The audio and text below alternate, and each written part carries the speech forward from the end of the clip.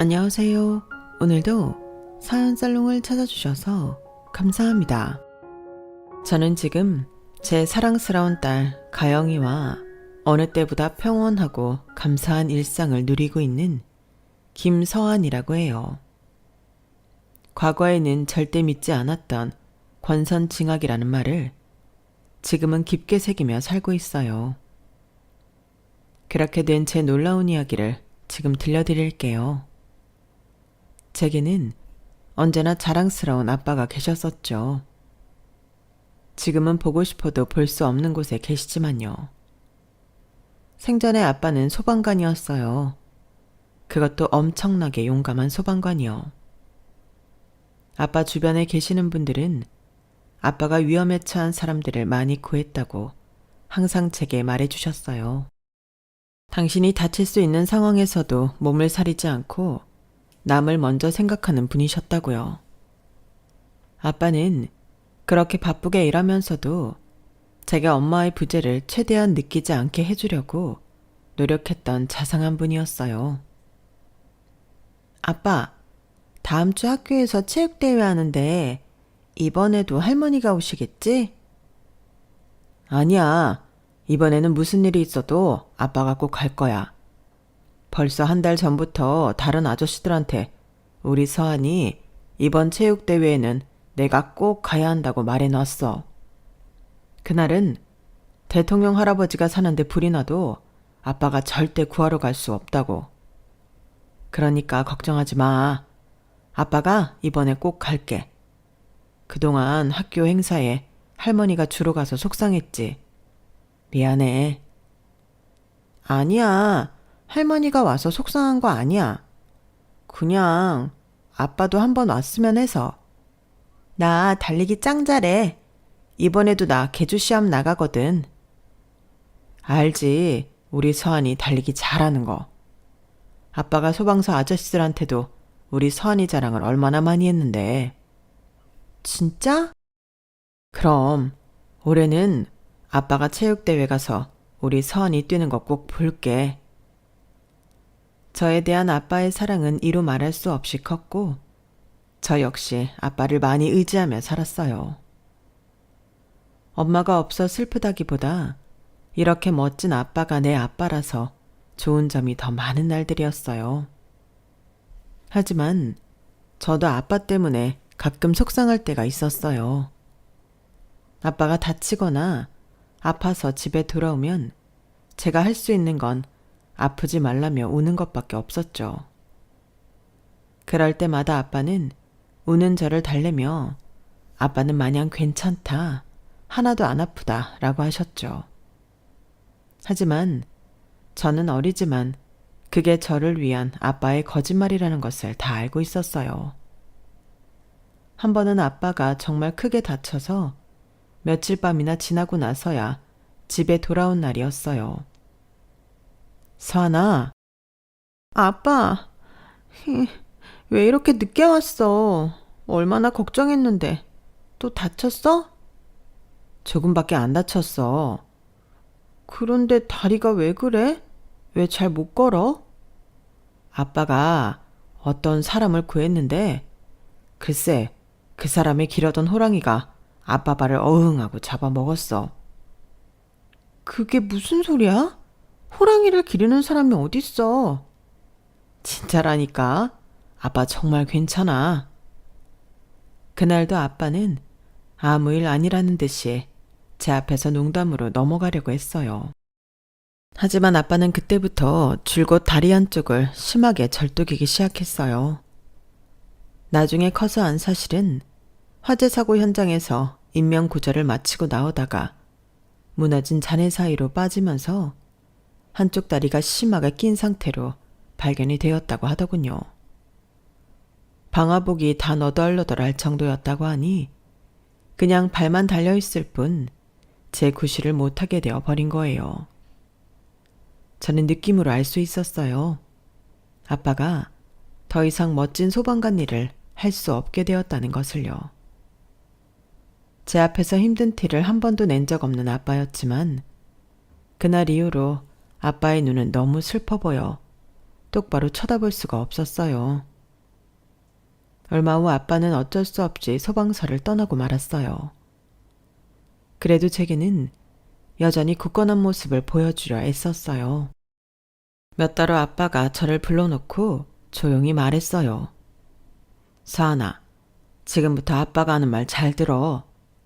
서한이는 서울에서 계속 살고 싶어? 서울에서? 그렇구나. 서울이 좋아? 친구들도 많고 맛있는 것도 많잖아. 그래. 그런데 서한아, 아빠는 이제 다리를 다쳐서 소방관이 아니잖아. 앞으로 무슨 일을 하면서 살아야 할까 생각을 해봤거든. 그런데 마침 어떤 좋은 분이 아빠한테 아주 낭만적인 제안을 해주셨거든. 제안? 그분이 뭐라고 하셨는데? 그분이 시골에 땅이 아주 많대. 그래서 아빠만 괜찮으면 공기 좋은 시골에 가서 방울토마토도 키워보고 상추도 키워보고 당근도 키워보고 강아지, 고양이도 같이 키워보면 어떻겠냐고 하시더라고. 서한이도 알지? 아빠가 취미로 이것저것 식물 키우면서 관심 많은 거. 바쁜 아빠의 유일한 취미는 집에서 작지만 이것저것 식물을 길러 직접 먹는 것이었어요.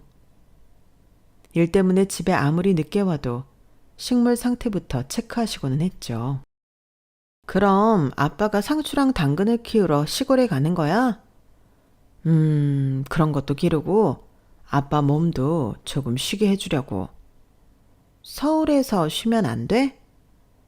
아빠도 그러고 싶은데 소방차만 보면 아빠가 마음이 아주 조금 슬프네.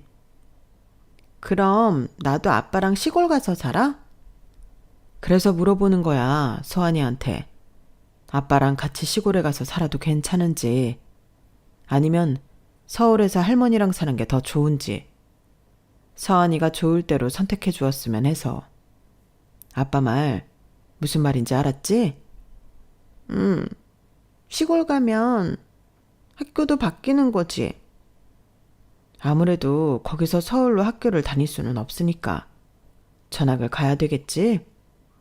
그럼 수진이도 없고 미나도 없고 자윤이도 못 만나? 만날 수는 있지만 지금처럼 자주 보기는 힘들 거야. 거리가 머니까. 저는 그때 왜 그런 결정을 내렸는지 지금도 이해할 수 없어요.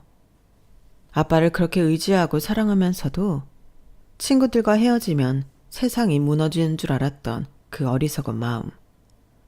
결국 저는 다른 이유도 아닌 친구들을 볼 수 없는 건 싫다며 서울에서 할머니와 지내기로 했어요. 제가 서울에 계속 있고 싶다고 했을 때 아빠는 제게 이렇게 말하셨어요. 서한이가 그렇게 하고 싶으면 그렇게 하도록 해. 하지만 중간에라도 아빠가 있는 곳으로 오고 싶으면 언제든지 와도 돼. 알았지? 아빠, 나 앞으로 자주 안 올 거야? 자주 올 거야. 우리 서한이 보러 서울에 자주 올게. 아빠는 어린 저의 결정을 존중해줬지만 그날 아빠의 미소와 울먹임 사이의 씁쓸함을 지금도 가끔 떠오르더군요. 어른이 된 지금 다시 물어봐 준다면 당장이라도 아빠를 따라가겠다고 할 텐데 다리도 불편한 아빠를 그렇게 혼자 먼 곳으로 보내지 않았을 텐데 그렇게 하루라도 옆에 없으면 죽을 것 같던 친구들의 연락처를 이 나이가 되니 모르고도 잘 사는데 그때 쓸쓸해 보였던 아빠의 손을 잡고 같이 시골에 가겠다고 할걸. 평생 바라던 꿈이자 인생의 원동력이었던 소방관 일을 잃은 그 중년의 남자와 웃으며 내려가 오순도순 살걸. 제가 그때 한 결정은 아직까지도 뼈저리게 후회하는 일 중에 하나예요. 그렇게 아빠는 이름도 모르는 시골 동네에 저는 할머니와 서울에서 살게 되었어요. 처음에는 아빠를 보러 가자고 할머니를 보채기도 했었지만 사춘기가 오고 할 공부가 많아지고 친구들과 노는 것이 더 재미있었던 저는 드문드문 아빠를 찾게 되었죠. 아빠는 취미로 하기에는 아까울 정도로 농작물을 기르는 일에 소질이 있다며 항상 너스레를 떨며 말하셨어요. 다리만 좀 괜찮으면 진짜 이걸로 떼돈 벌 수 있을 것 같아. 아빠, 됐거든? 지난번에 아빠가 키웠다고 보내준 감자랑 고구마 있잖아. 진짜 맛 없었어. 그래? 그럴 리가 없는데. 그러니까 말이야. 감자랑 고구마가 맛없기도 쉽지 않은데 그걸 아빠가 해냈단 말입니다요. 이것들 기른 지도 벌써 10년이 다 되어 가는데 아직도 뭐가 자꾸 빠지네. 아빠가 시골에서 농사 외에도 다른 벌이가 되는 일을 하시는지는 몰랐지만 저와 할머니는 아주 큰 어려움 없이 굶지 않고 생활할 수 있었어요. 저는 대학 역시 서울에서 진학하였고 간호학과를 배우게 되었어요. 이유는 모르겠지만 그냥 뭔가 아빠처럼 타인에게 이로운 일을 해줄 수 있는 직업을 갖고 싶다는 막연한 생각이 오래전부터 있었거든요. 다행히 대학도 무사히 졸업하고 한 대학병원에서 간호사로 일하게 되었어요. 그 병원에서 바로 남편을 만나게 되었어요. 남편은 한 의료기기 회사의 영업사원이었고 병원을 자주 드나들었어요. 그렇게 한두 번 인사를 하고 사담을 나누며 가까워졌고 밥을 먹고 커피를 마시다 보니 어느새 서로의 연인이 되어 있었죠. 남편은 성실하고 똑똑한 사람이었어요. 나는 지금 영업사원이지만 이 생태계가 어떻게 돌아가는지 다 보이는 것 같아. 나중에 큰돈 만들 수 있는 루트도 이미 다 알아놨어. 서한이 너는 안심하고 나한테 시집만 오면 돼. 남편은 자주 제 앞에서 언젠가 크게 성공을 거둘 것이라 호언장담하고는 했어요. 그때는 그의 그런 자신만만한 모습이 너무 좋아 보였죠. 함께하는 시간이 길어지니 결혼 생각을 하게 되고 평생 서로의 반려자가 되어 주자고 약속했어요. 남들과 크게 다르지 않은 예비 부부의 모습이었어요. 남편의 아버지는 소소하게 장사를 하셨고 어머니는 전업주부이면서 가끔 불러주는 곳에 아르바이트를 다니며 용돈벌이를 한다고 하셨어요. 저 역시 많은 돈을 욕심내는 스타일은 아니었기에 남편과 시댁 식구들이 그렇게 자신의 위치에서 건강한 마음으로 할 수 있는 일을 하고 계시다는 것이 정말 좋았어요. 특히 저는 친엄마가 없다 보니 시모가 엄마처럼 느껴져 더 잘하려고 노력했어요. 다행히 시모 역시 제 마음을 아셨는지 남의 집 며느리 못지않게 저를 아껴주셨고요. 아빠가 손수 기른 농작물을 시골에서 보내주면 사이좋게 나눠 먹고 참 소박하면서도 행복한 가족의 모습을 이뤄가고 있었어요. 남편과의 사이에서 딸 가영이를 낳았고 저의 행복은 배가 되었죠. 모든 것이 순조로웠어요. 남편의 일 역시 좋은 방향으로 가고 있었거든요. 서하나, 나 드디어 해냈다? 어? 뭘 해냈다는 거야? 이제 우리 부자 될 일만 남았어. 머리가 좋았던 남편은 한 업체와 의료기기 분쟁이 있던 당시 소송까지 갔다가 승소를 하게 되었고 결국 소유권을 따내고 말았죠. 헌신적이라고 알려진 남편의 소유의 의료기기는 의사들이 앞다투어 찾았고 앉아서 돈을 번다는 말을 실감하게 되었어요. 남편의 사업이 갑자기 너무 바빠지면서 시부도 하던 장사를 접고 시모까지 나서서 남편의 일을 도왔어요. 저 역시 아이가 없을 때는 일손을 보태고는 했고요. 남편과 시댁 식구들은 바빠서 힘들어하면서도 입가에 웃음이 떠나지 않더군요. 예. 내가 민준이 어릴 때 신내림 받은 지 얼마 안 됐다는 유흥한 무당한테 정을 보러 갔었단 말이야. 근데 그 무당이 말하기를 우리 아들이 40살부터 떼돈을 벌면서 집에 기둥을 다시 세울 거라 그랬었거든. 그때는 그냥 그러려니 하고 흘려들었는데 지금 생각해보니 아주 그 말이 딱 맞는 거 아니겠어? 민준이 덕분에 우리가 이렇게 좋은 집도 살아보고 세상에 아들 잘 두니까 내 늪팔자가 아주 확 피네. 시몬은 예전에 전본 일까지 꺼내며 남편이 승승장구하고 있는 사업을 입에 침이 마르도록 칭찬하고 다녔어요. 20평 남짓한 작은 빌라에서 살다가 넓직한 앞마당에 있는 2층 집 단독주택을 사며 부자 대열에 합류하게 되었거든요. 가끔 아르바이트를 하며 용돈벌이가 쏠쏠하다고 했던 시몬은 이제 백화점에서만 식재료를 사고 최고급 원두로 만든 커피만 즐기는 여사님이 되어 있었죠. 아버님 역시 비싼 시계며 양복을 빼입고 여기저기 돈 자랑을 하러 다니시고는 했어요. 처음에는 저도 너무 좋았어요. 남편의 일이 술술 잘 풀리면서 돈도 많아지고 사는 레벨이 달라진 느낌이었죠. 딸에게 더 좋은 것들을 사줄 수 있기도 했고요. 하지만 모든 것이 너무 많이 변해버리고 말았어요. 성실하고 도전적이었던 남편은 돈을 벌면 벌수록 탐욕스럽게 변하기 시작했어요. 가영 아빠, 이번에 그 기기에 아직 테스트 완전히 안 끝났다고 하지 않았어? 그런데 그렇게 막 출고해도 돼? 그거 별거 아닌 테스트, 금방 합격이라고. 조금 앞당겨 파는 것일 뿐인데. 그래도 의료기기는 다른 것보다 훨씬 깐깐하게 보이잖아. 내가 다 쏜써놨다니까. 설마 그 테스트 담당하는 사람한테까지? 아주 돈을 꾸러미로 갖다 바치니까 입이 찢어지던데 뭐. 돈으로 안 되는 게 어딨어. 죽은 사람도 살려내겠더만. 당신 지금 장난해? 왜 그렇게 어마무시한 짓을 했어? 그거 테스트 통과하고 진행해도 늦지 않잖아. 그거 한 대로는 남는 게 얼마인 줄 알고나 그래? 간호사 일만 하다가 이쪽 일로 들어와서 돈 좀 만지게 해줬더니 나한테 이래라 저래라 하냐? 아니, 불법적인 일을 하니까 그렇지. 돈이면 다 해도 돼.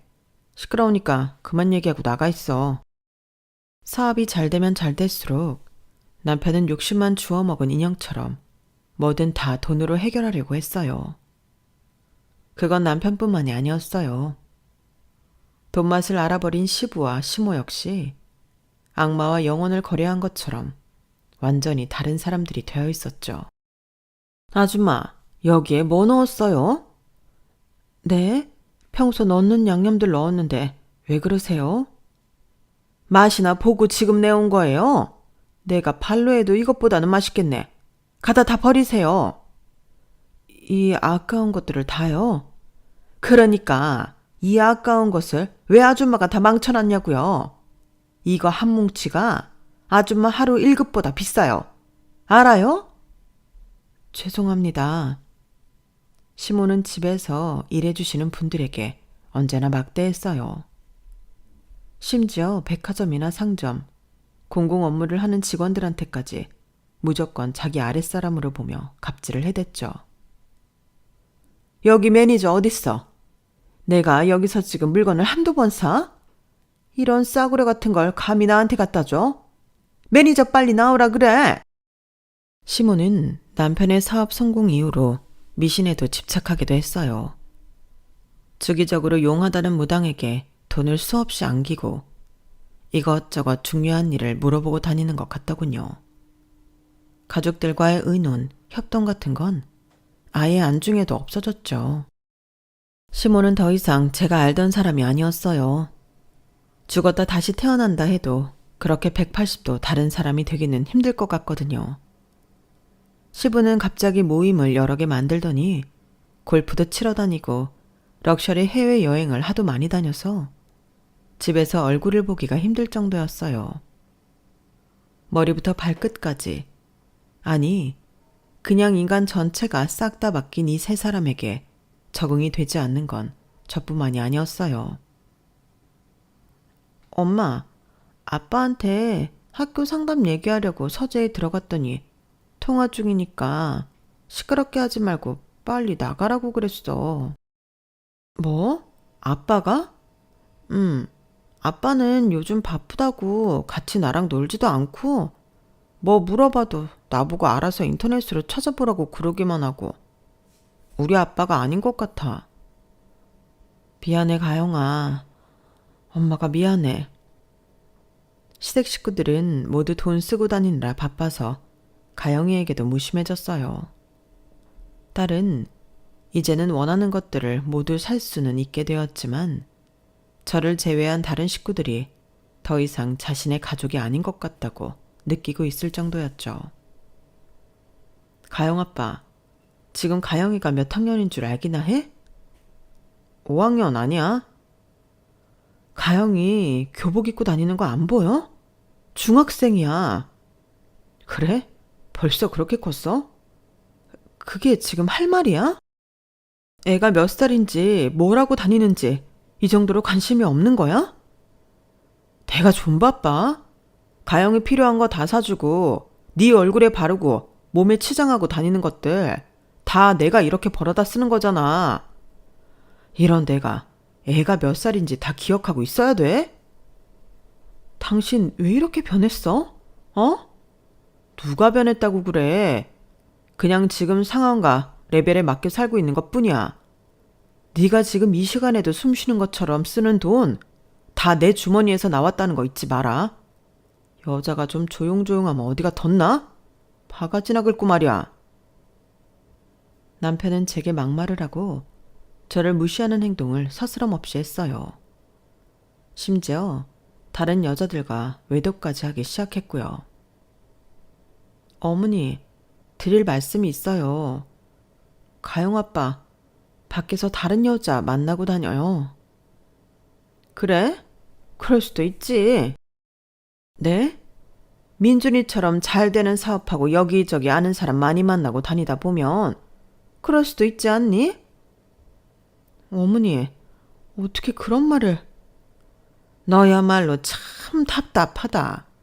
그냥 그러려니 해. 너도 할 일 많잖아. 너 할 일 하면서 그냥 알아서 살면 되잖아. 뭐 부족할 것도 없으면서 신경을 그렇게 쓰고 사니? 남편이잖아요. 가영이 아빠고요. 남자들 어차피 다들 한 번씩 그래. 그러다가 다시 돌아오고 그런다고. 그리고 지금 민준이가 뭐 너랑 이혼하겠다는 것도 아니고 돈만 잘 벌어다 주는데 너도 그냥 못 보고 못 들은 것처럼 살아. 저는 이 모든 것이 몰래카메라였으면 좋겠다고 생각했어요. 모두가 장난으로 저를 속이고 있는 중이라고 믿고 싶었어요. 다른 여자를 만나는 남편도 그걸 그냥 못 본 척하기만 하면 된다는 시모도 모두 제정신이 아니었죠. 저는 이 집 사람들에게 오만 정이 떨어지고 구역질이 났어요. 이 집 사람들과 헤어질 결심이 필요했어요. 하지만 참 타이밍이 나쁘게 맞아떨어지는 일들이 벌어지기 시작했어요. 아빠, 전화 목소리가 왜 이렇게 안 좋아? 어디 아파? 어? 아니야, 괜찮아. 괜찮은 게 아닌 것 같은데? 말해봐. 어디가 아픈 거야? 충격적이게도 아빠가 폐암에 걸렸고 좋은 결과를 기대하기는 힘들 것 같다는 소식을 듣게 되었어요. 할머니까지 돌아가시고 제 유일한 의지가 되어주었던 아빠까지 아프다니. 그동안 혼자 시골에 있는 걸 알면서도 조금 더 신경 쓰지 못했던 제 자신이 너무 밉고 한심스러웠어요. 저는 싫다는 아빠를 억지로 서울로 모셔왔어요. 선아, 이렇게 안 해도 돼. 아빠 그냥 지내던 곳에서 계속 있어도 돼. 뭘 계속 있어도 돼. 거기는 제대로 된 큰 병원도 없잖아. 서울에서 내가 아빠 치료받게 할 거야. 실력 좋은 의사 찾아내서 아빠 오래오래 살게 해달라고 할 거야. 흐르는 눈물을 주체할 수 없었어요. 아빠를 모시고 유명하다는 의사를 모조리 찾아다녔어요. 하지만 모두 같은 대답이더군요.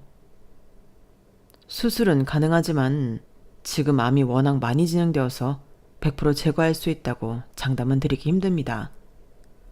오히려 많이 약해진 체력인데 수술까지 감행하면 환자분이 더 힘드실 수도 있어요. 수술을 하느냐 마느냐를 저희가 결정해드리기는 힘들 것 같습니다.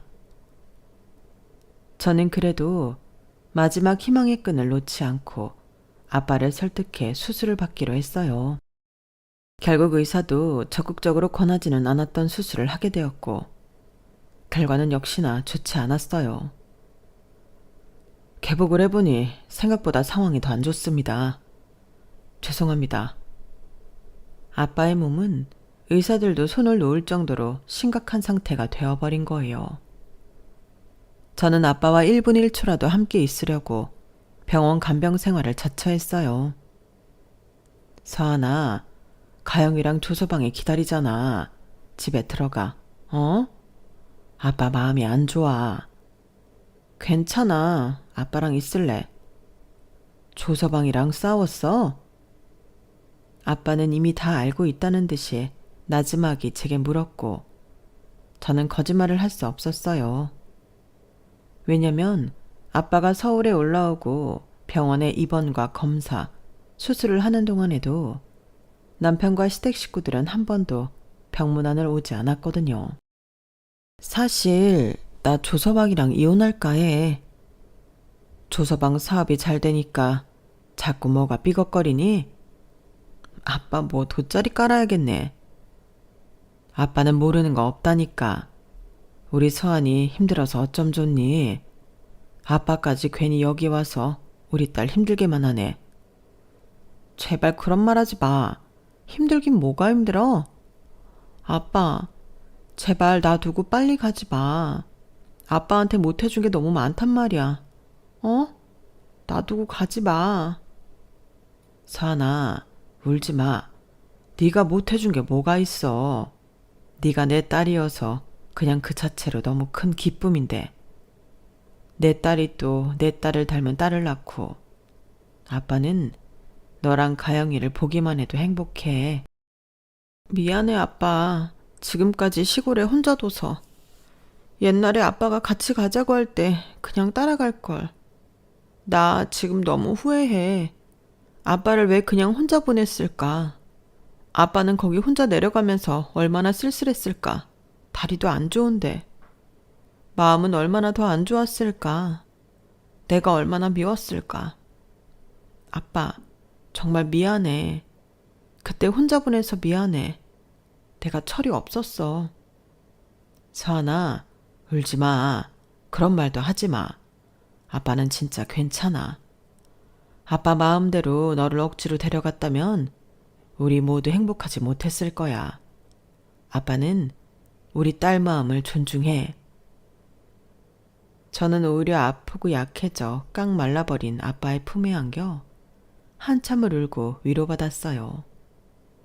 살면서 제일 슬프고 힘든 순간이었죠. 서하나, 저기 가방 안에 든 통장들 좀 꺼내줄래? 무슨 통장이 이렇게 많아?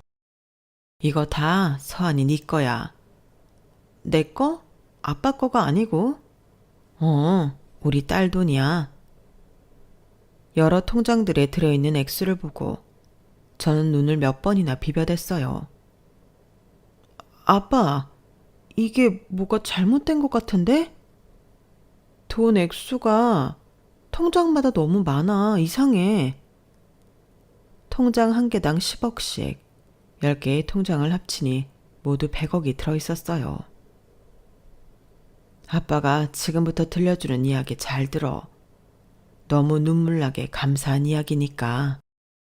아빠가 그날 밤새 들려준 이야기는 직접 듣고도 믿기 힘들었고 너무 놀라서 온몸이 떨릴 정도였어요. 아빠가 다리 다쳐서 며칠이나 지나서 집에 들어왔을 때 기억해? 그걸 어떻게 잊어? 그것 때문에 아빠가 소방관 그만뒀잖아. 맞아. 현장에서 사람 구하고 불 끄고 하는 게 아빠 일이고 자랑이었는데 이제 이 다리로는 동료들에게 짐만 안겨주는 존재가 돼버려서 소방서를 그만뒀었지.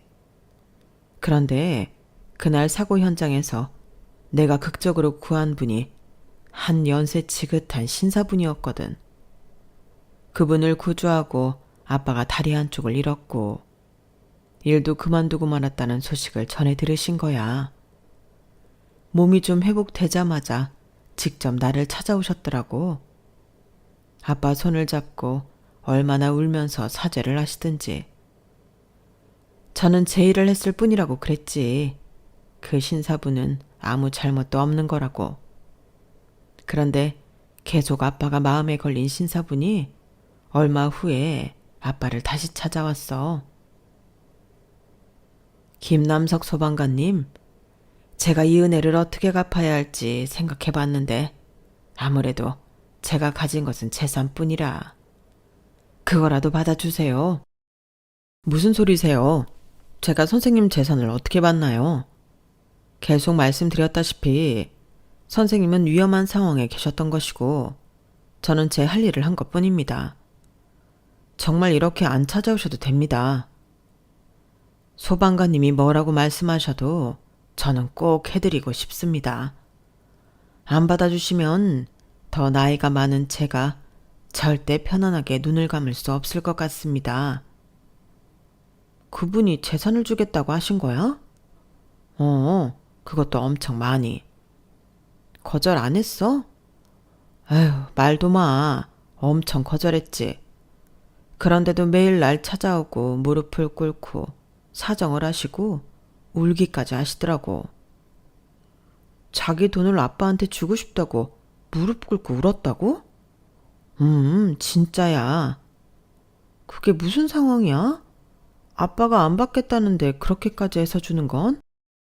알고 보니 그 신사분이 원래 심장 쪽이 안 좋은 상태였고 그걸 알게 된 세 자식들이 재산을 갖고 엄청 싸우기 시작했대. 그 노신사의 자식들이? 아버지가 아프신데 재산을 더 많이 가져가려고?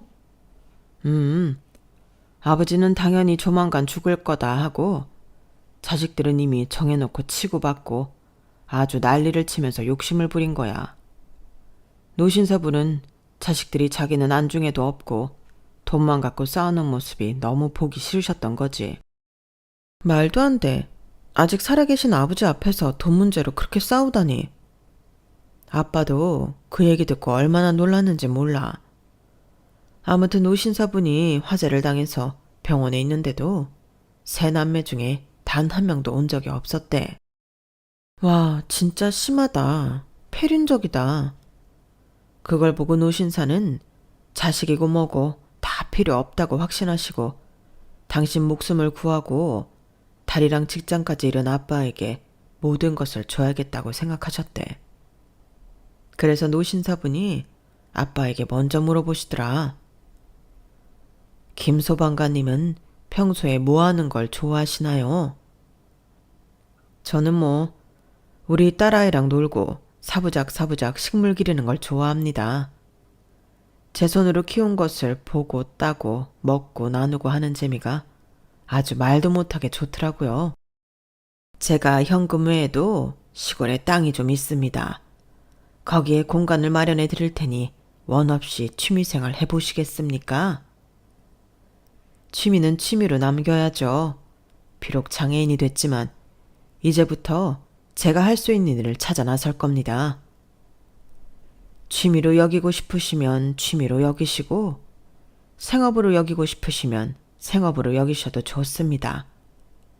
그 땅을 소방관님께 드릴 테니 하고 싶은 것들을 마음껏 하십시오.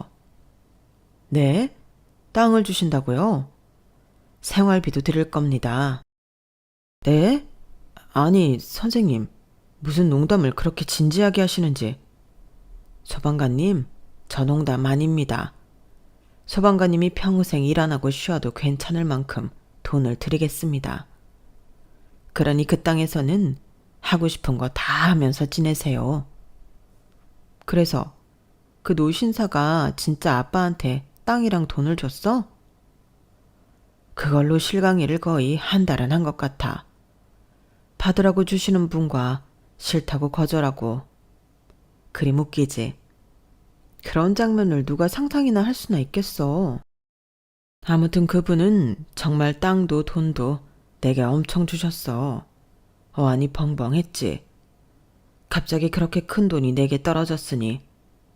그게 이 100억인 거야? 아니. 아니라고? 그 100억은 너한테 주신 거야. 소방관님에게 어린 따님이 있으시다면서요. 아빠를 이렇게 만든 장본인인 제가 그 아이에게도 사죄하는 마음으로 드리고 싶습니다. 혹시 몰라 통장마다 10억씩 나눠놨습니다. 문제가 생기거든 제 비서에게 알려주세요. 바로 처리하겠습니다. 그럼 이 통장에 들어있는 것들 진짜 내 명의로 된 돈이라고? 그래서 이건 아빠가 일절 손도 안 댔어. 나중에 너 크고 필요할 때 건네주려고. 그런데 지금이 그 시기인 것 같아서. 그럼 우리 어릴 때 아빠가 할머니랑 나한테 붙여주던 돈들 모두 그분이 주셨던 거야? 염치 없지만 결국은 받고 말았지. 그랬구나. 하긴 항상 궁금은 했어.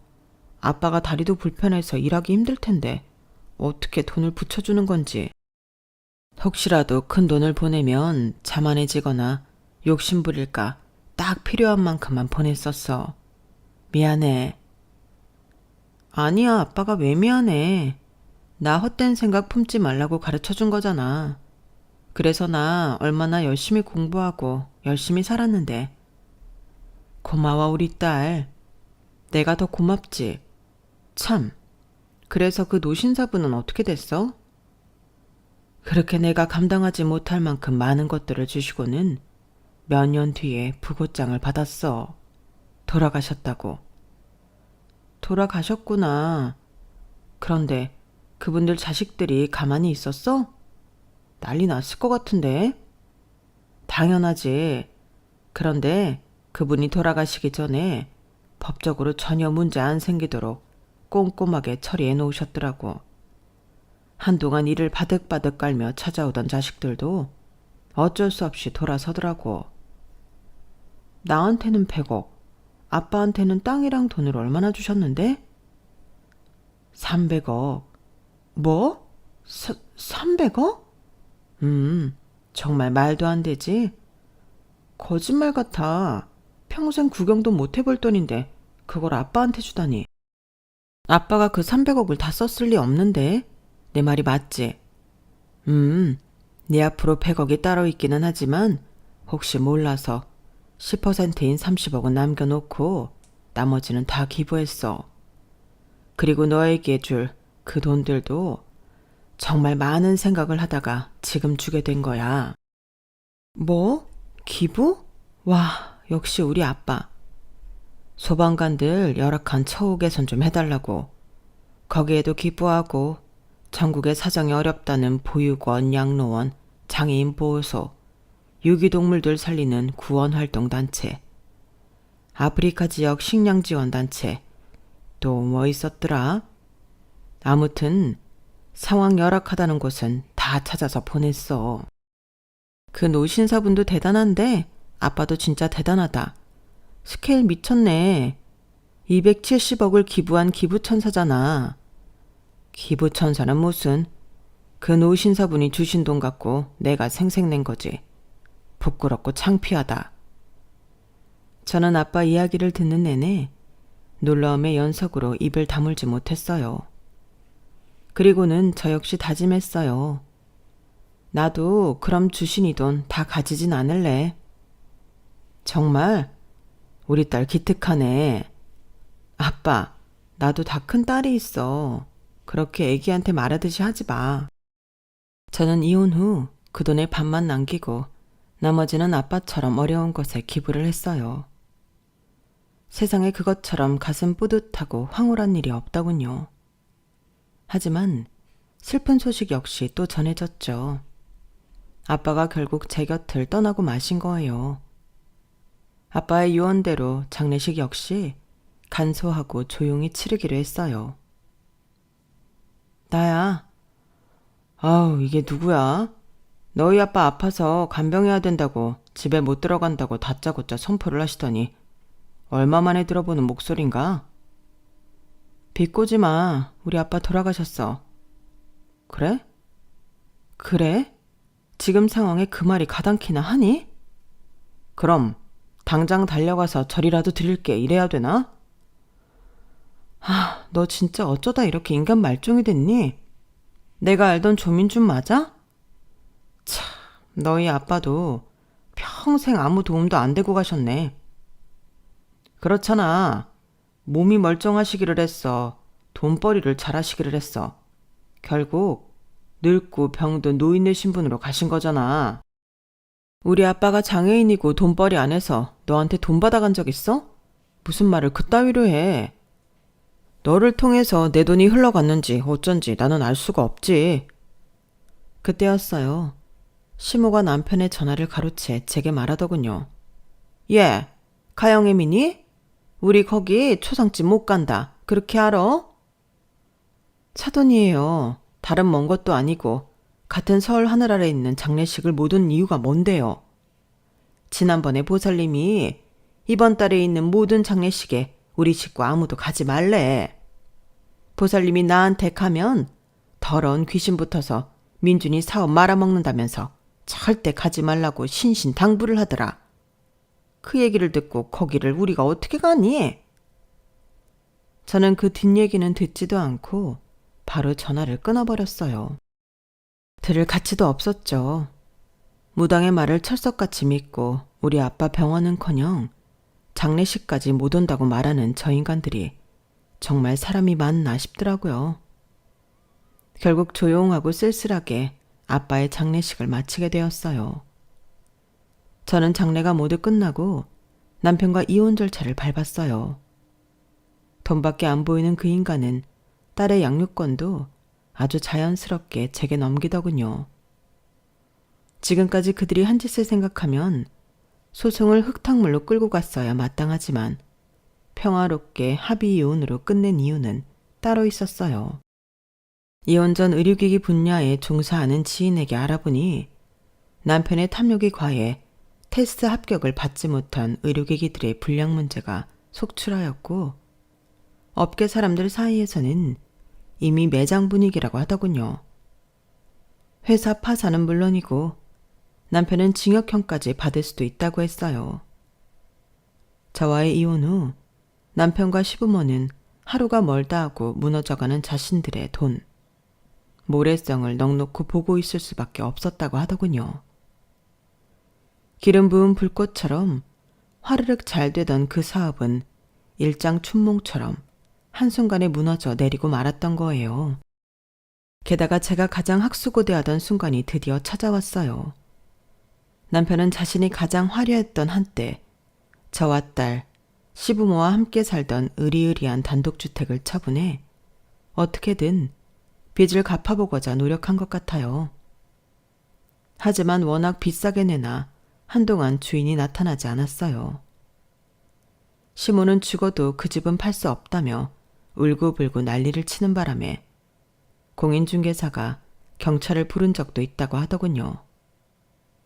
그리고 정확히 한 달 뒤에 매물로 나온 그 집을 바로 제가 사버렸어요.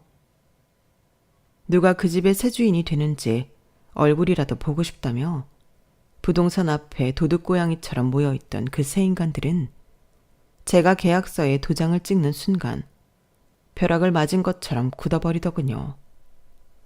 참, 세상에서 가장 우습고 통쾌한 순간이었어요. 저는 그 더럽고 추잡스러운 인간들의 자취를 깨끗하게 치우고자 집안을 전부 새로 리모델링을 했고 전과는 비교도 안 되게 멋있는 저와 가영이의 집이 되었어요. 다행히 가영이는 아빠와 할머니, 할아버지가 없는데도 전보다 훨씬 밝은 얼굴이 되더군요. 남들 눈에는 이혼 가정으로 보이겠지만 저희는 김서환, 조가영의 새 가정이 꾸려진 것이라고 생각하기로 했어요.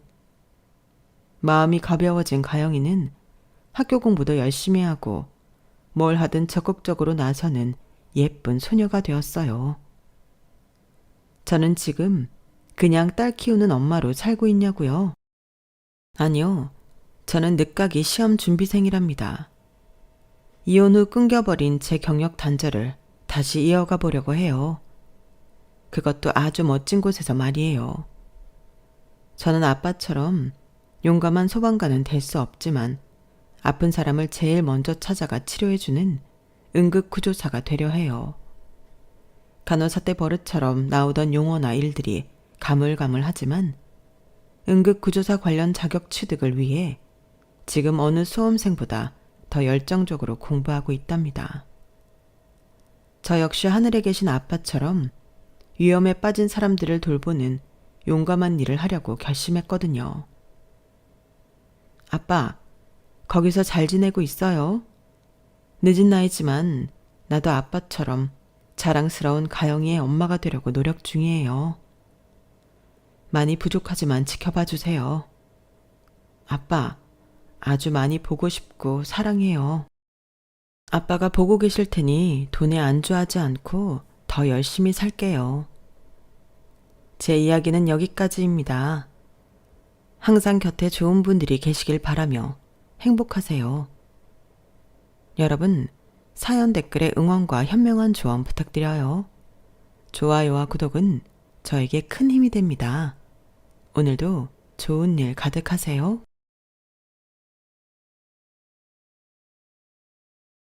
안녕하세요. 오늘도 사연 살롱을 찾아주셔서 감사합니다. 저는 서울 성동구에 사는 30대 중반의 여성이에요. 돌싱이고 결혼 생활은 한 1년 6개월 정도 한 것 같네요. 지금은 부모님 사시는 본가랑 10분 정도 거리에서 혼자 살고 있어요. 직업은 베이커예요. 왜 요새 다들 셰프로 많이 퉁치는데 저는 종로 쪽에서 아기자기한 빵집을 하고 있어요. 대학생 때 잠깐 해외로 교환학생을 다녀왔었는데 그때 거기 빵이 너무 맛이 있어서 빵 만드는 거 배우러 다녔었거든요. 나중에 자격증도 따고 한국에 와 일반 회사 다니면서 꾸준히 베이킹 공부를 해서 퇴사하고 가게를 차렸어요. 지금 벌써 3년 됐는데 생각보다 장사가 잘 되고 있어서 이대로만 유지하고 싶네요. 물론 빵하고 디저트 연구는 게을리하지 않고 더 다양한 걸 내놓아야죠. 제가 이렇게 가게를 차리게 된 건 어쩌면 전 남편하고의 이혼 때문일지도 몰라요. 그 일을 계기로 제 현실을 스스로 바꾸어 보자 마음먹게 됐거든요. 저는 건설 쪽 사업을 하시는 아빠와 부동산 중개업을 하는 엄마 덕분에 큰 어려움 없이 공부했네요. 얼마 전부터 건설은 어렵다 힘들다 하는데 아빠는 해외 쪽으로 눈을 돌리신 지 좀 돼서 한국에서보다는 해외 일을 더 많이 하고 계세요. 그러다 보니 출장이 많긴 해요. 아빠도 엄마도 독립적인 성격인데 그걸 저도 똑 닮아서 대학에 가서부터는 제가 아르바이트하며 용돈 벌고 돈 모으는 재미를 알았어요. 제가 좋아하는 일을 찾아서 돈을 버는 게 즐겁다는 걸 그때 알게 됐죠. 저는 대학을 졸업하고 바로 제 빵집을 열고 싶었지만 아빠와 엄마는 먼저 회사에 들어가서 사회생활을 해보라고 하시더라고요. 회사에서는 네가 그동안 만나볼 수 없었던 부류의 사람들하고 같이 할 수 있어. 거기야말로 사회가 어떻게 돌아가고 사람들이 어떤 식으로 생각할 수 있는지 알 수 있는 곳이야. 아빠 인생 경험에서 나온 말이니 꼭 먼저 회사를 다녀봐라. 그래, 엄마 생각도 아빠랑 같아. 그리고 나는 네가 안정적으로 월급 받으며 일하면 좋겠다.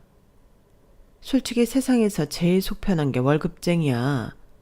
그렇게 하자, 소연아. 그때는 정말 겁 없이 빵집을 열겠다고 했던 게 있어서 엄마 아빠가 하시는 말씀에 불만이 좀 있긴 했어요. 그래도 아빠 말 들어서 손해날 거 없다는 걸 알기 때문에 취업 준비를 하고 회사를 들어가게 됐죠. 그렇게 회사 생활을 하다 보니 제가 정말 뭘 믿고 무턱대고 제 사업을 하겠다고 했나 싶더라고요. 많은 걸 배운 거죠. 아빠 엄마 말씀이 맞았던 거예요.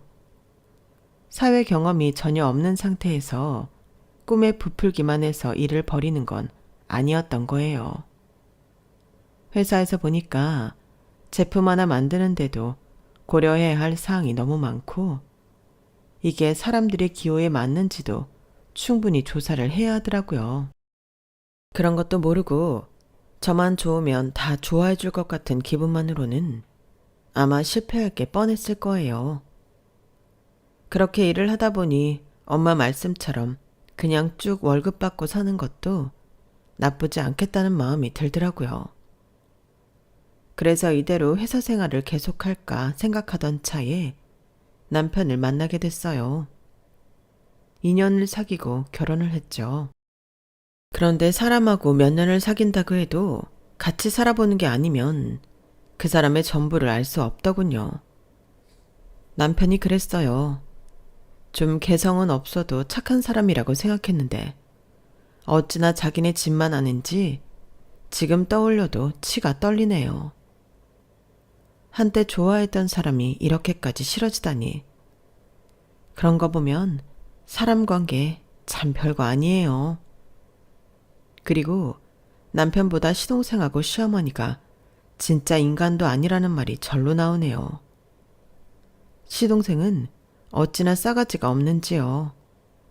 저랑 나이도 비슷한데 저런 것들 때문에 젊은 사람 다 싸잡아 욕먹는다 싶은 생각이 들 정도였어요.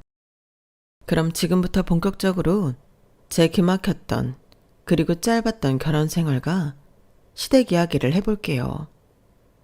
앞에서 말했듯 저는 남편과 2년 정도 사귀었어요. 여행 카페에서 친해진 지인 소개로 만나게 됐는데 착해 보이는 인상이 마음에 들어 계속 만났어요. 실은 남편이 먼저 저를 소개해달라고 해서 만나게 된 건데 저도 그 사람한테 호감을 느껴 사귀게 된 거죠. 그러다 보니 결혼을 하게 됐고요. 저와 남편 사이를 연결해준 친구는 남편이 착한 것 같기는 한데 어째 속을 잘 모르겠다며 신중히 고려해보라고 했어요. 사람 마음이 이상한 게 주변에서 그런 말을 하면 속물처럼 따지는 느낌이 들까요? 그 지인 말처럼 남편을 두고 신중히 고려하는 게 제가 이것저것 계산하는 것 같아 참 별로더라고요. 그래서 저는 이런 말을 했어요. 형석이 오빠 좋은 사람이야. 너도 그래서 소개해준 거잖아. 결혼은 뭘 따지는 게 아니라 마음이 맞으면 하는 거 아니겠어? 그래. 네 뜻이 전 그렇다면야 내가 뭐라고 하겠어. 부모님도 허락하셨다니 내가 주제 넘었나 보다. 친구는 제가 딱 선을 긋는 게 서운했는지 그 이후 연락을 잘 안 했어요. 물론 결혼식에는 왔지만요. 저도 그 친구한테 미안해서 아직까지 연락을 못하고 있네요. 아무튼 결혼하고 신혼여행에서 남편이 하는 말은 정말 확 깨는 말이었어요. 소연아, 너 임신 빨리 할 생각이야? 갑자기 그런 걸 물어봐. 나는 좀 더 있다가 아이 생겨도 좋을 것 같은데. 왜? 빨리 갖고 싶어서 그래? 아니, 네가 그런 마음이면 다행이고. 내가 좀 알아봤는데 니네 회사가 임신하면 알게 모르게 사람을 일해서 좀 따돌리나 보더라고. 그러면 인센티브도 줄어들 테고 우리가 지금 바짝 벌어놓는 게 좋잖아. 혹시라도 네가 애 빨리 가진다고 할까봐 걱정했지. 우리가 그렇게 돈이 궁하지는 않잖아. 집 대출 나갈 게 있는 것도 아니고. 근데 뭐 그렇게 돈 걱정을 해? 돈은 많을수록 좋고 쌓아놓으면 이득이지 손해는 아니잖아. 너 돈에 대한 생각이 무른 건 아니겠지? 그렇게는 안 봤는데. 우리 회사보다 니네 회사 연봉이 좀 높은 것 같은데 돈 좀 번다고 펑펑 쓰고 살았으면 앞으로는 안 그러면 좋겠어. 이때 남편의 쪼잔함과 인간성을 알아봤어야 했는데 말이죠. 저는 남편이 꼼꼼해서 그렇게 말하나 보다 하고 말았어요. 저희 신혼집은 친정 부모님이 해주셔서 대출을 받지도 않았고 둘 다 빚이 있는 것도 아니라 돈돈거리지 않아도 됐어요.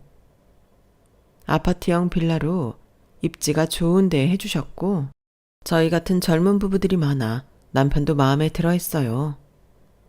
신혼집을 저희 부모님이 해주신 건 시어머니가 신혼집 해둘 돈을 걱정을 꽤 하셨기 때문이었거든요. 엄마도 아빠도 돈 가지고 연연하지 않으셨고 무엇보다 집 때문에 신경 쓰면 생활 자체가 엉망이 된다고 해주신 거였어요. 그런데 결혼하고 시댁에 가보니 좀 이상했던 게 시어머니가 전에 인사할 때 살던 집이 아닌 다른 데로 오라고 하길래 이사 갔나 보다 하고 갔죠. 그랬더니 전에 집과는 비교도 안 되게 좋은 아파트인 거였어요. 물론 저희 친정처럼 한강뷰의 신축은 아니었지만 꽤 좋더라고요. 그래서 집에 오는 길에 남편한테 이사 간 거냐고 물어봤어요. 그랬더니 남편은 무심코 이렇게 말하더라고요. 아니야, 원래 우리 집이야. 왜? 전에 인사드리러 갔을 때는 그 집 아니었잖아. 집이 두 채야? 아, 그랬지. 그랬었지. 남편은 그제야 기억난 듯 머뭇거리며 말을 못하더라고요. 제가 계속 캐묻자 남편은 어쩔 수 없다는 듯 이렇게 말했어요. 그게 우리 집 재산이 좀 있거든. 그거 너 결혼하기 전까지 알게 하지 말라고 하셨어. 아빠 돌아가시면서 할아버지 유산까지 싹 다 엄마가 받았는데 그게 좀 돼. 우리 돈 보고 결혼할까봐 그러신 거니까 이해하지? 니네 집도 돈 있으니까 우리 엄마 심정 알 거 아니야. 아니, 오빠 말따나 우리 집도 돈 때문에 궁한 거 아닌데 꼭 그렇게까지 해야 돼? 좀 기분 상하는데? 뭘 이런 일로 기분 상해. 장인 장모님 사업으로 지금 부유하다고 해도 그런 거 무너지려고 하면 한순간이잖아. 혹시라도 우리 집에 사업자금 손 벌릴까봐 끝까지 감추시려고 했는데 그래도 장인어른 사업 그 정도는 아니라고 내가 잘 말씀드렸어. 그래서 원래 살던 데에서 보자고 하신 것 같네. 하긴 이런 거 숨긴다고 해도 오래 못 가니까. 남편이 너무 아무렇지도 않게 이런 말을 하는데 황당하더라고요. 이건 저희 부모님 능력을 무시하는 처사였고 저도 이상하게 보는 거잖아요. 처음에는 굉장히 불쾌했는데 생각해보니 그건 시어머니 생각인 거고 저나 저희 집은 시어머니 생각과는 전혀 다르니까 그러든지 말든지 상관하지 않으면 되겠더라고요. 저희를 몰라주는 사람 때문에 속 썩을 거 뭐 있나요? 저는 그런 마인드로 살아서 별로 속 복닥이며 살지는 않았거든요. 다만 저렇게 돈 때문에 자기네를 등쳐먹을까봐 전전긍긍하는 시어머니랑 잘 지낼 수 있을지는 염려되더라고요. 남편도 돈돈 하는 게 자기 엄마 닮아서 그런 것 같다는 생각도 좀 들었고요. 왜 슬픈 예감은 틀리지 않는다고 하죠? 제 걱정도 그랬어요. 시어머니는 정말 상대하기 힘든 사람이었어요. 대화 한번 하기도 엄청 힘든 사람 있잖아요. 별것도 아닌 걸 가지고 따지고 들어서요. 예를 들면 이런 식이었어요. 어머니, 이 영양제가 성분이 좋아서 인기가 많대요. 드셔보세요. 성분이 좋은지 그걸 어떻게 알아? 아, 다들 그러더라고요. 그리고 거기 성분 표시 보면 확실히 다른 영양제보다 순수 함유량이 더 많아요.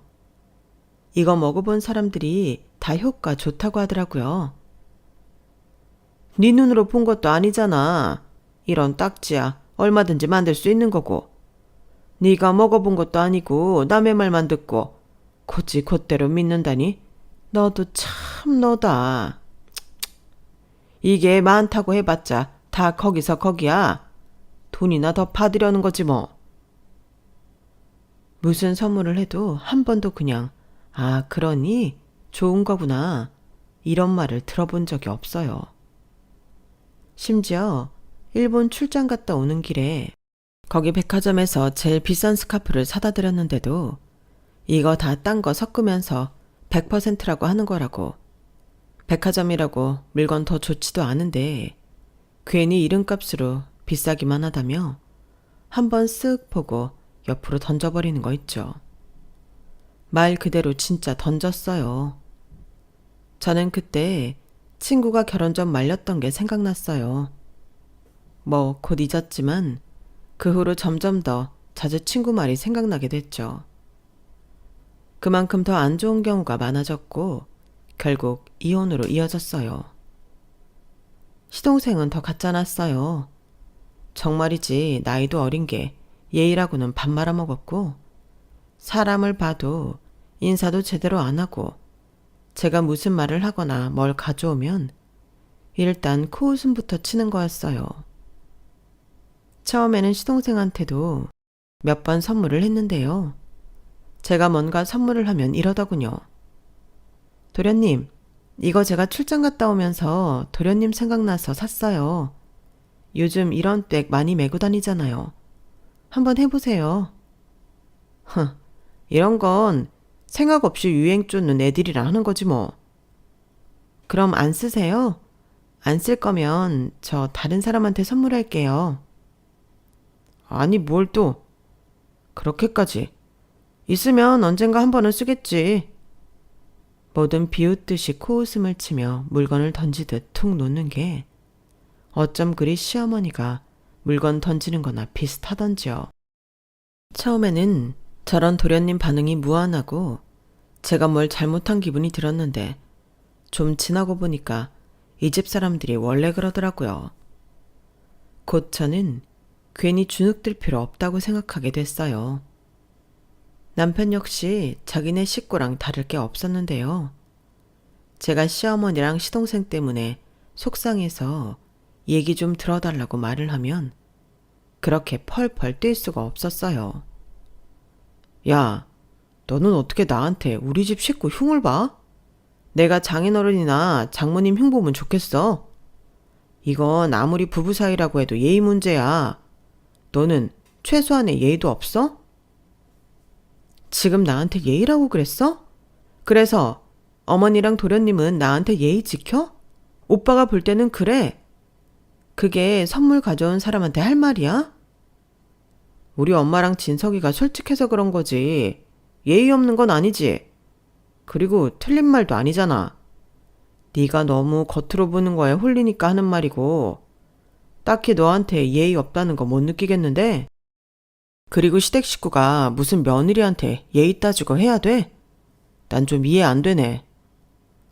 헐, 진짜 그렇게 생각한다고? 와, 오빠가 이럴 줄은 몰랐네.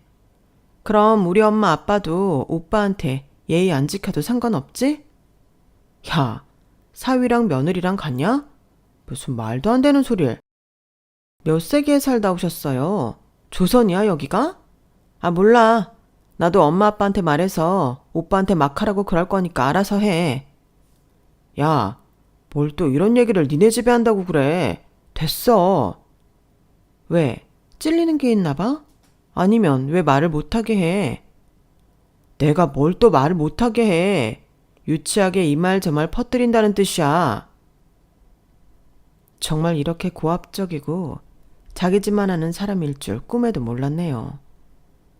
저는 하루하루 답답함이 쌓여갔고 남편과도 갈등이 더해갔어요. 그래도 살다 보면 나아지겠지 했어요. 하지만 그건 저만의 착각이었어요. 결혼하고 6개월쯤 됐을 때 어버이날이어서 시어머니한테 선물을 했어요. 그런 날은 다른 선물도 드리고 같이 식사도 하고 그러잖아요. 피치 못해 못하는 사람도 있겠지만 대부분 그런 걸로 아는데요. 시어머니는 제가 드린 선물을 포장 박스채 한 손에 들고 이리저리 돌려보다가 시시하다는 듯 툭 내려놓고는 이러는 거였어요. 예, 네가 애쓰는 건 알겠는데 내가 미리 못 박아둬야지 안 되겠다 싶어서. 우리 집 재산 절대 며느리한테는 안 준다. 나야 바깥 양반 돌아가셔서 내가 받은 거고 너는 달라. 나는 내 새끼랑 들어온 사람 공동명의 같은 거 해줄 생각 없어.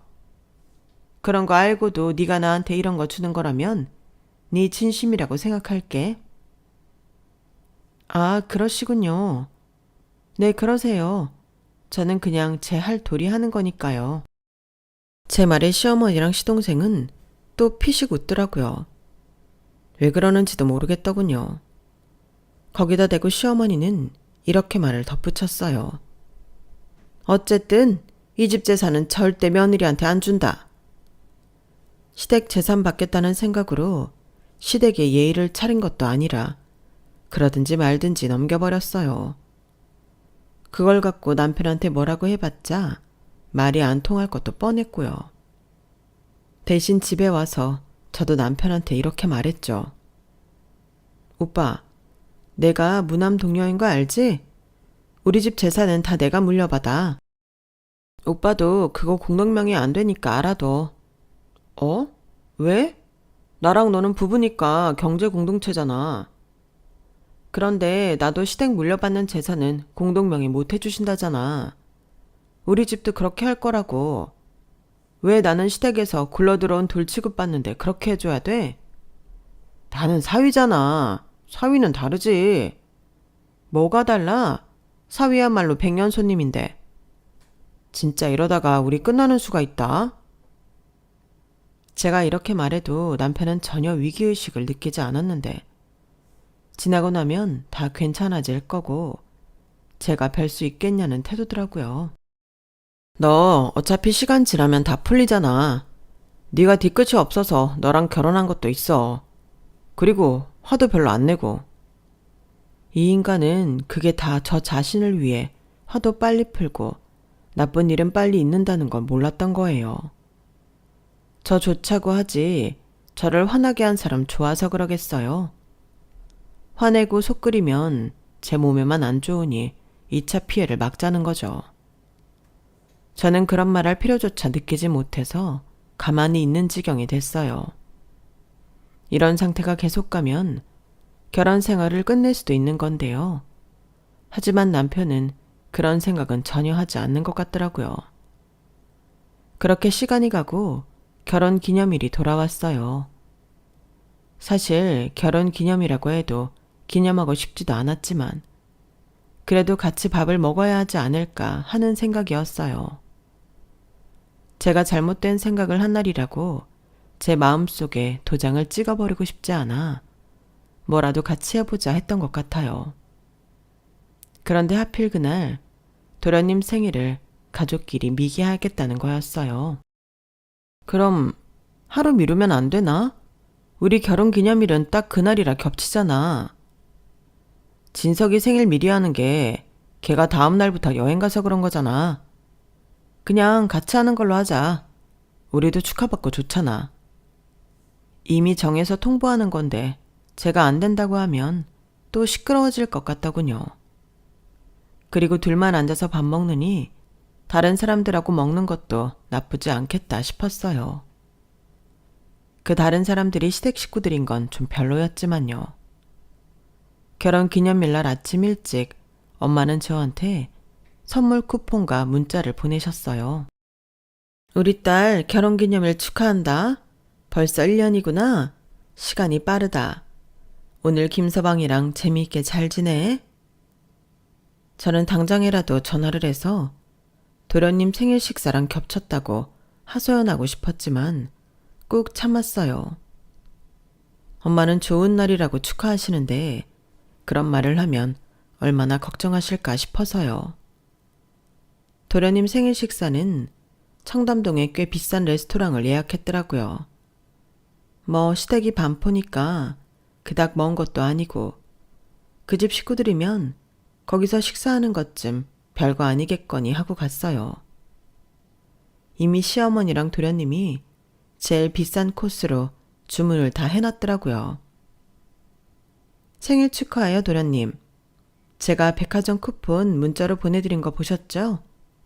선물을 그걸로 대신할게요. 제가 하는 선물은 마음에 안 차는 것 같아서요. 아, 네. 뭐 대단한 걸 살 수 있는 금액은 아니지만 잘 받을게요. 형수님하고 형도 결혼 기념일 축하하고. 또 말 짧게 끝나는데 이건 지 형한테 했으려니 하고 넘어갔어요. 시어머니는 저희한테 축하한다 말 한마디 안 하고 음식 나오자마자 먹기 바쁘더라고요.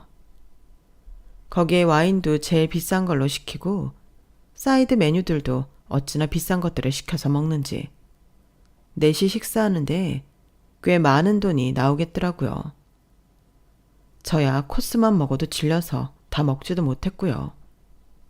왜 양식이 처음엔 맛있어도 계속 먹다 보면 좀 느끼하잖아요.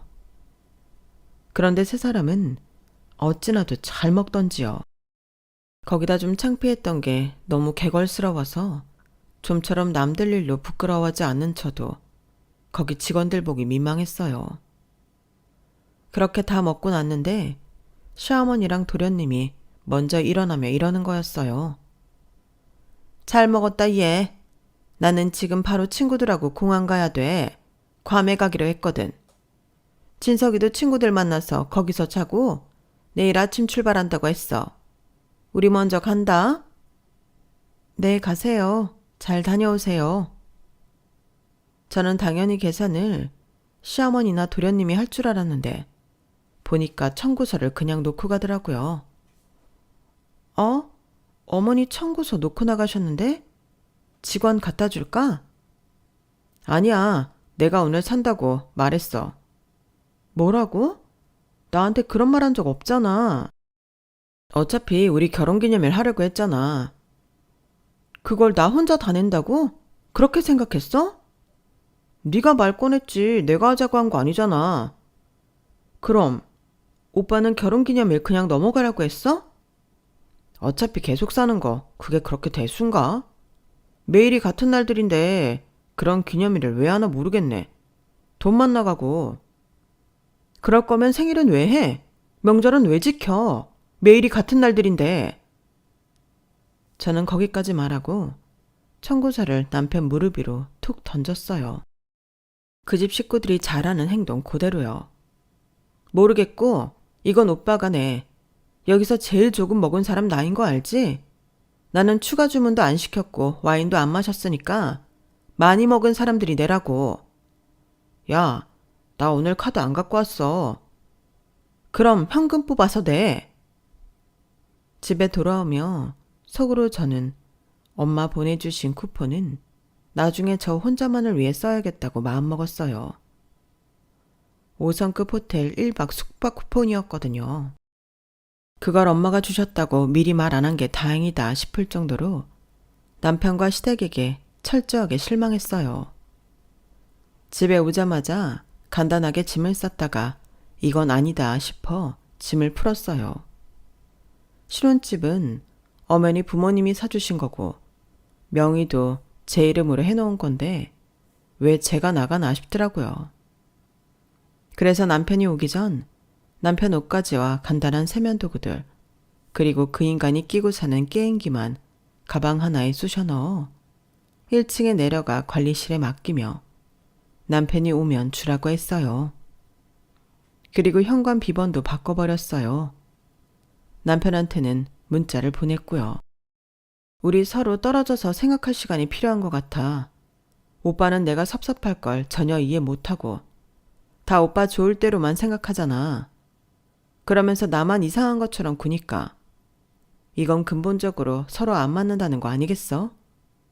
일단 떨어져 있어 보자. 오빠 집은 관리실에 맡겨놨어. 그렇게 해놓고 저는 핸드폰을 무음으로 하고 남편의 어떤 연락도 받지 않았어요.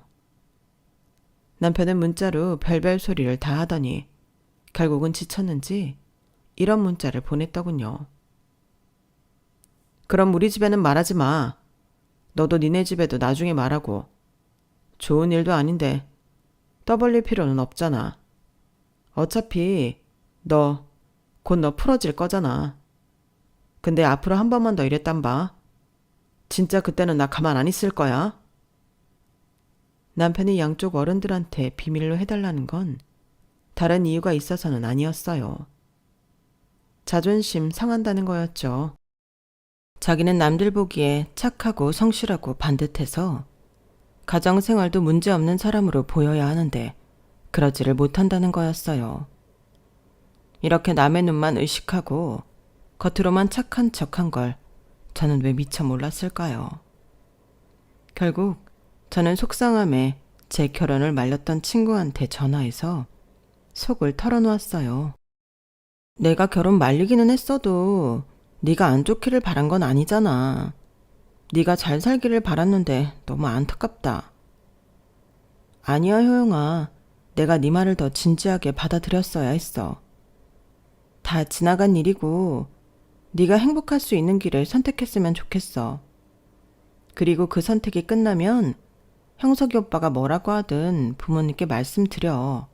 시댁에도 얘기하고. 그래야지 안 그러다가 또 무슨 덤태기를 쓸지 어떻게 알아? 그 집 얘기 들어보니까 그러고도 남을 것 같아. 친구의 말은 딱 맞았어요. 저도 그러겠다고 하고는 어차피 마음 먹고 이혼 소송할 건데 그때 알리면 되지 하고 미뤘거든요. 미련이 남아서였는지도 모르겠어요. 그래도 잘해볼 수 있는 여지가 있을 것 같아서요. 하지만 절대 그럴 수 없다는 걸 시어머니와 남편이 가르쳐 주더군요. 그건 바로 시어머니 생일 때였어요. 저랑 남편이 별거하고 한 달 좀 더 됐는데 느닷없이 저한테 전화를 했더라고요. 예, 내 생일 말이야. 그거 호텔 예약 좀 해놔라. 어머니, 생일 아직 3주 남았잖아요. 벌써 예약해요? 홀 같은 건 미리미리 해야 되는 거야. 홀을 빌린다고요? 사람이 얼마나 오길래요? 그건 네가 신경 쓸 거 없고. 참, 니네 친정에서는 안 와도 된다. 그런 줄 알고 먼저 예약부터 잡아놔. 알았지? 저기 어머니, 실은 제가 오빠랑 나 니들 부부 사이 얘기 듣고 싶지 않아. 니들 얘기 내가 알아서 뭐하니? 아무튼 예약해. 시어머니는 제 얘기를 다 듣지도 않고 일방적으로 전화를 끊었어요. 정말 얼마나 속이 못났으면 남이 하는 말도 다 못 들어주는 걸까요? 그때 이혼 서류를 작성해야겠다. 처음으로 제대로 마음먹었네요. 남편은 그때까지도 저한테 미안하다는 말 한마디도 없었고 다시 합치면 제 버르장머리를 고치겠다고만 하고 있었거든요. 제가 왜 이런 인간들하고 계속 엮여야 하나 한숨이 나왔고 친구가 해준 말도 떠올랐어요. 저한테 행복한 길을 선택하라는 걸요. 어쨌든 먼저 친정에는 얘기를 했네요. 엄마랑 아빠는 제가 그동안 있었던 일을 말하니 얼굴 표정이 많이 어두워지셨어요. 미안해 엄마 아빠. 나도 이렇게 될 줄 몰랐어. 이혼 같은 건 남의 얘기고 나는 잘 살 줄만 알았지.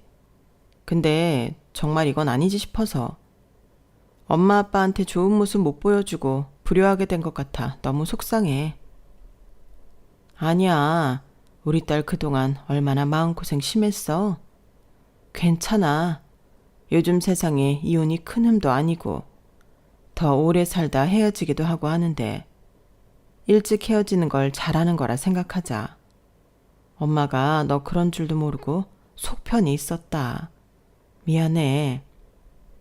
그래 소연아, 네가 미안할 게 뭐 있니? 일부러 그런 것도 아닌데. 그나저나 빌라를 공동 명의 안 해놓은 건 다행이구나. 아니면 아주 골치 아플 뻔했어. 아빠는 엄마한테 그 지역 아는 부동산에 얼른 빌라를 내놓으라고 했어요. 그리고 저도 변호사 사무실에 가서 차로 준비를 차곡차곡 했죠. 그러다 보니 시어머니 생신이 돌아왔더라고요. 생신 바로 전날 저한테 연락한 시어머니는 이렇게 말했어요. 형석이한테 전화하니까 자기 회사 일 바쁘다고 너한테 직접 말하라고 해서 말이야. 내일 내 생일에 2천만 원 들었으니까 아니다. 일단 2천만 원 나한테 보내주고 연예인 부른 값은 따로 있으니까 그건 네가 계좌이체하면 되겠구나. 지금 뭐라고 하셨어요? 2천만 원이요? 무슨 생일을 하는데 2천만 원이나 들어요? 왜 안 들어? 돈은 쓰려고 마음먹으면 하룻밤에 억도 쓰는 건데. 촌스럽게 굴지 말고 2천만 원부터 보내. 내가 연예인 그 소속사 계좌번호 보낼 테니까 그쪽으로도 돈 보내고. 아니요. 제가 내일 가서 직접 계산할게요. 정말 2천만 원인지 확인해야 되겠거든요. 그랬더니 시어머니는 깔깔 웃으면서 이러더라고요. 예, 거기에 내가 여행 갈 돈하고 생일 선물값까지 들어있는 거야. 너는 어디서 물건 같지도 않은 걸 좋은 거라고 맨날 들고 오잖아. 그럼 마음에 안 드는 거 봤느니 내가 직접 사겠다 이거야. 그래도 돈은 내일 드릴게요. 저도 어머니 그 돈 많이 들어간 생일 어떻게 하는지 봐야죠. 그럼 그래라. 형석이랑 같이 와. 따로따로 오면 불성사 나오니까 늦지 않게 와야 한다. 언제나처럼 시어머니는 자기 할 말만 하고 끊었고 저는 속으로 두고 보자 했어요. 다음날 호텔 앞에서 만난 남편은 저를 보더니 피식 웃더라고요.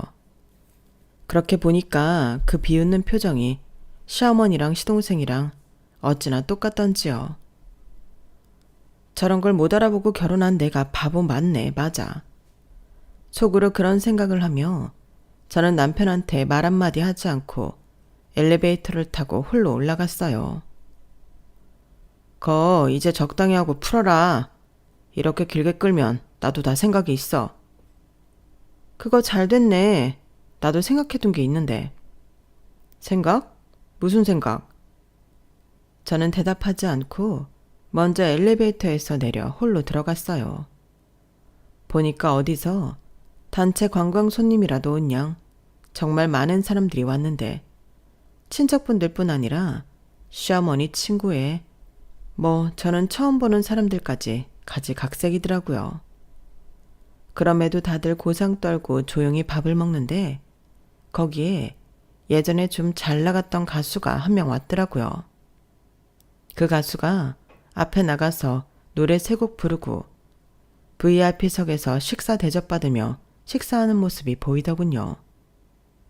저는 거기로 가서 매니저를 불러 계좌번호를 알려달라고 했어요. 그리고는 남편 통장에서 돈을 빼서 보내버렸죠. 남편은 그 사실을 모르고 시동생이랑 앉아 밥을 먹으며 키득대고 있었어요.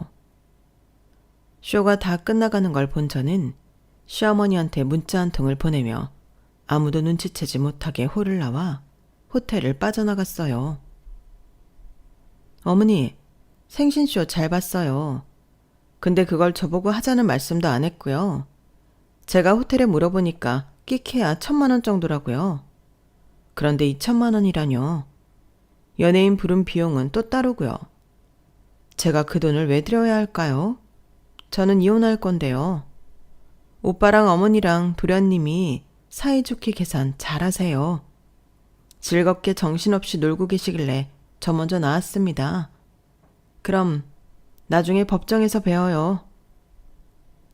제가 남편과 호텔에 있는 사이 저희 빌라는 엄마가 부른 사람들이 와서 남편 물건을 죄다 밖에 재활용 놓는 곳에 버렸어요. 그리고 저희 신혼 가전이니 그런 것도 다 처분한다고 중고로 팔아버리셨고요. 이건 제가 엄마하고 미리 준비한 일이었어요. 그리고 남편한테는 집 밖에 있는 네 물건 찾아가라고 문자 보냈죠. 몇 시간 있다 남편하고 시어머니한테서 문자며 전화며 불이 나게 오더군요. 시어머니는 결국 저희 친정집까지 찾아왔어요. 저를 본 시어머니 표정은 정말이지. 사진으로 찍어 평생 두고 골려먹고 싶을 정도로 우스꽝스럽더군요. 아주 시뻘개져서 눈동자는 부릅떴는데 죽상이고 입술을 바들바들 떨었어요. 그와 함께 두 주먹도 부르르 떨고 있었고요. 네가 나를 이렇게 묵사발을 만들어? 내가 가만히 있을 줄 알아? 그때 뒤에서 엄마 목소리가 들렸어요. 가만 안 있으면 어떡할 건데? 어따 대고 남의 귀한 딸한테 협박질이야. 소연이 너 이리 비켜봐. 그러더니 엄마는 시어머니에게 물을 한 바가지에 끼얹어 버렸어요. 이봐요 사부인. 천박하게 이게 뭐하는 짓이에요? 천박한 건 니네가 천박하지. 어디 남의 집 귀한 딸 등골을 빼먹으려고 작정을 해. 야, 니들이 돈이 많으면 얼마나 많고 얼마나 잘 살길래. 니네 아파트보다 우리 아파트가 더 비싸고 유산이 있어도 우리가 더 있어. 엄마, 유치하게 왜 그래? 이러면 저 사람들하고 똑같아지는 거야. 너무 열불이 터져서 그런다. 아니 어디 저런 사람들이 다 있어. 그러더니 엄마는 인터폰으로 관리실을 연결했어요. 여기 지금 우리 집에 온 여자 말이에요. 앞으로 다시는 들이지 말아요. 사기꾼이라고요, 사기꾼. 엄마가 펄펄 뛰자 시어머니는 당황해서 아무 말도 못했어요. 제가 차분하게 시어머니한테 이렇게 말했어요. 저 이혼 서류 접수했어요. 곧 소장 김영석 씨한테 갈 거고요. 이렇게 된 거에는 어머니 책임도 많이 있으니까 딴 생각하지 마세요. 뭐 소송하고 싶으면 얼마든지 하세요. 그래봤자 우리가 이기니까요. 어머니 사업하세요? 아니죠. 그냥 유산 갖고 놀고 먹잖아요. 저희 부모님은 사업하세요. 그래서 아는 변호사들도 있고요. 어디 해볼 테면 해보세요. 시어머니는 완전 얼굴이 하얗게 변했고 눈썹까지 떨며 돌아갔어요. 그리고 다음날 저녁 시어머니와 남편은 저희 회사 앞까지 찾아왔더라고요. 얘, 네가 아무리 기분 나빴어도 이러는 건 아니지. 어디 사람 놀래킬 게 없어서 시어머니 생일 결제도 안 하고 이혼을 하겠다고 하니? 사람 그렇게 장난치는 거 아니야. 그래 소연아, 이쯤에서 이제 그만 기분 풀어. 너 이러는 거 정신적으로 문제 있는 거야. 두 사람은 일부러 큰 소리로 말하며 저를 망신 줄 작정이었더군요. 그런데 친구가 같이 있는 줄은 꿈에도 몰랐던 거죠. 아니 며느리를 굴러들어왔다고 유산 절대 못 준다면서 무슨 날만 되면 며느리 돈으로 다 처먹고 돌아다닌 게 누군데요. 요즘 어느 누가 그런 불합리한 걸 참고 살아요? 효영아, 너 왜 이래? 남의 집 일에 끼어들지 마. 며느리는 당연히 남이고 시집에서 하는 말은 따라야지. 남의 집안 가풍에 이러쿵 저러쿵 하는 거 아니야. 남편은 이 말까지 사람들이 듣지 못할 거라고 생각한 걸까요? 순식간에 주변이 술렁거리더니 사람들이 시어머니와 남편을 흘끈거리며 쳐다봤어요. 그래서 제가 말했죠. 당신들 재산에 눈꼽만큼도 관심 없는데 무슨 돈을 노리고 결혼을 했을까봐 걱정을 했다는 둥 선물을 줘도 네가 이런다고 우리 재산 줄 것 같다니 내가 미쳤다고 그런 말을 듣고 살아? 나 땡땡 건설사 사장 딸이야. 시어머니랑 남편은 그제야 입을 다물고 사람들 눈총을 받으며 도망쳐버렸어요. 저는 친구한테 고맙다는 인사를 했고 그 이후로 이혼 준비를 했네요. 그러면서 잠시 접어두었던 빵집 여는 꿈을 떠올렸어요. 이제는 해도 될 것 같다는 생각이 들었어요. 아니, 제 삶을 다 바꾸고 싶었어요. 그래서 부모님께 제 계획을 말씀드렸고 아빠는 빌라 판 돈을 저에게 주시겠다며 한번 해보라고 하셨어요. 그렇게 저는 빵집을 시작하게 된 거였죠. 그 사이에 이혼 소송은 힘들었지만 잘 끝났어요. 제가 승소했거든요. 남편과 시어머니 그리고 시동생까지 나서서 악다구니를 하며 저를 모함했지만 오히려 제가 시댁에 쓴 돈이나 용돈 보내준 게 다 자료가 남아 있었고, 시댁에서 저한테 준 건 하나도 없는 게 증명됐기 때문에 그런 것까지 다 저한테 유리하게 작용했어요. 판사님은 남의 집 딸도 귀하다며 그런 식으로 모함하지 말라고 따끔하게 말할 정도였어요. 그렇게 저희 파란만장하고 속상했던 결혼 생활은 끝이 났고, 저는 지금 돌싱의 생활을 만끽하고 있어요. 부모님은 언제고 좋은 사람 만날 수 있다고 제 혼을 기대하고 계시네요. 저도 영원히 혼자 살 것 같지는 않은데 어떻게 될지 두고 봐야겠죠. 이제는 결혼 전에 주변의 조언을 잘 들어야겠다 싶어요. 제 이야기는 여기까지고요. 다들 들어주셔서 감사해요. 가족들과 늘 행복하시길 바랍니다. 좋은 하루 되세요. 여러분, 사연 댓글에 응원과 현명한 조언 부탁드려요. 좋아요와 구독은 저에게 큰 힘이 됩니다. 오늘도 좋은 일 가득하세요.